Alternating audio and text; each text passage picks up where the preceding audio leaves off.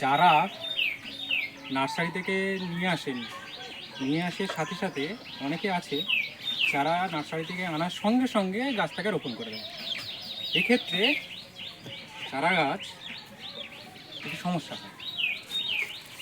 যেহেতু চারাগুলি নার্সারি থেকে আসার সময় একটা জার্নি তৈরি হয়, তাই সেই জার্নি করার জন্য চারা গাছগুলো কিছুটা হলেও দুর্বল হয়ে থাকে। তো চারা গাছগুলো যখন নতুন নিয়ে আসবো আমরা নার্সারি থেকে, চারা গাছগুলোকে সব সময়ের জন্য চারা গাছে জল দিতে হবে, আনার সঙ্গে সঙ্গে একটি স্থানে বসিয়ে জল দিতে হবে, ছায়াযুক্ত স্থানে রাখতে হবে। জল দেওয়ার সঙ্গে 4 দিন চারাগুলোকে একটি জায়গায় রাখতে হবে, যেখানে সে যেন রেস্ট পায়। 4 দিন পর চারাগুলোকে রোপণ করা হবে। এবং এই চারাটি দেখতে পাচ্ছেন, এই চারাটি এখানে গ্রাফটিং করা হয়েছে। এই গ্রাফটিংয়ের এই নিচের অংশটি দানার গাছ এবং উপরেরটি কোনো ফলন্ত গাছের সায়ন নিয়ে করা হয়েছে।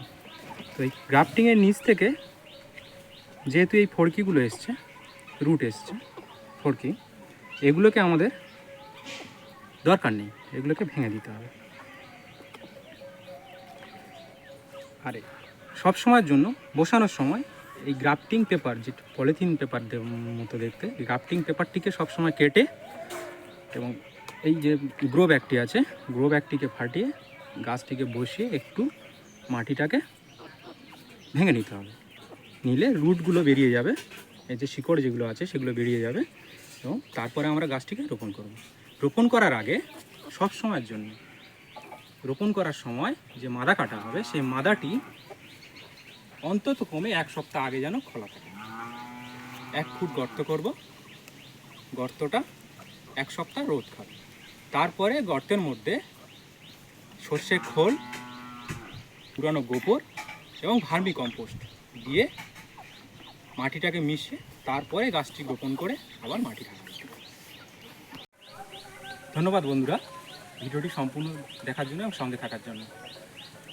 ভিডিওটি ভালো লাগলে সাবস্ক্রাইব করবেন, লাইক করবেন এবং শেয়ার করবেন, অন্যরা যাতে জানতে পারে। ধন্যবাদ, সুস্থ থাকবেন, ভালো থাকবেন।